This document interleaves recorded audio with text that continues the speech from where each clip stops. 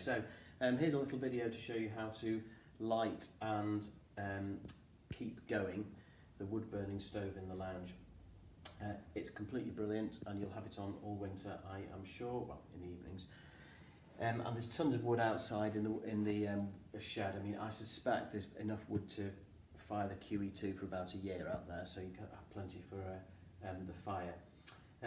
Okay, so firstly, door is just a hinged door like this. You just have to make sure that the door closes and engages, so you know you can't pull it open because otherwise the thing's open.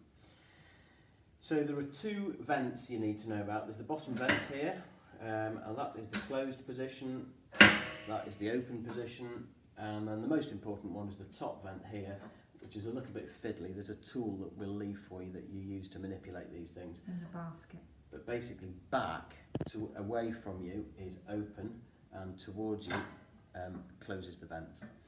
So I'm not going to be able to demonstrate this because it's the summer now and we've just had everything swept, so I don't want to muck it all up, so I'm just going to describe rather than show.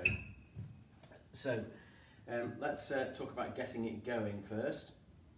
So it depends whether you like to use firelighters or not. If you use firelighters, it's actually much easier, but I prefer not to. So if you use firelighters, stick a firelighter on, a couple of small sticks, slightly put a couple of logs on, and then that'll be fine. Actually, you don't need to go through loads of kindling and different size sticks. So a firelighter, a few small sticks, and then logs, and then it'll go. Right, so the trick to getting it going is that you must start it with, let me just get this the right way around. Yeah, so start it with everything open. So that is this bottom one to the left and the top one pushed back. So basically you're just giving lots of oxygen to get the thing going. So you light it, it'll very quickly start to burn. Close the door, and I would guess, I mean it kind of depends on the wood that you've got on there, but I'm going to say within a minute you'll see that it's taken. And then what I would do is I would close the bottom one, so that's going to stop air coming in the bottom. And what that will do is that I will start the air current coming down here. And what the air current does here is it sweeps across the glass, and you'll probably be able to see the smoke start to swirl around inside there.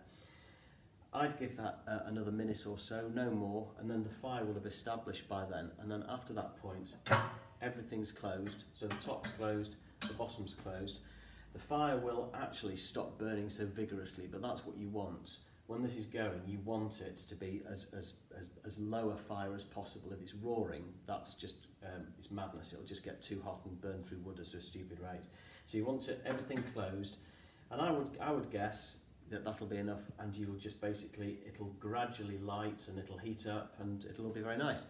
And you obviously feed it some more logs every now and again when the logs have burnt down. Open the door.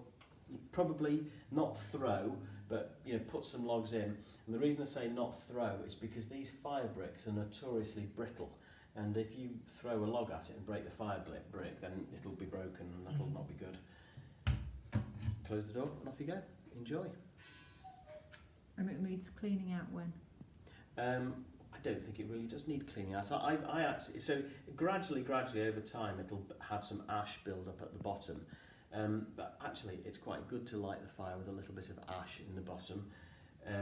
So once it starts to get about an inch deep, then you just shovel it out. As long as it's completely cold. Yeah, one thing to watch out for is that actually the burner and the ash inside the burner stay lit for a surprisingly long time. It is perfectly possible to go to bed with this thing starting to go right down, and then you come out in the morning, have a quick look in here, and actually it's still warm, and if you put your hand in the embers, actually some of them are still burning. So you have to be very careful if you're going to shovel stuff out in the morning. There's a risk you put it in the bin and actually you could start a fire. So it's got to be properly cold before you empty it. And never use a vacuum. Oh yeah, don't use a vacuum, it'll ruin the vacuum straight away. You just have to shovel it out into a pot and stick it in the bin. Okay. Perfect.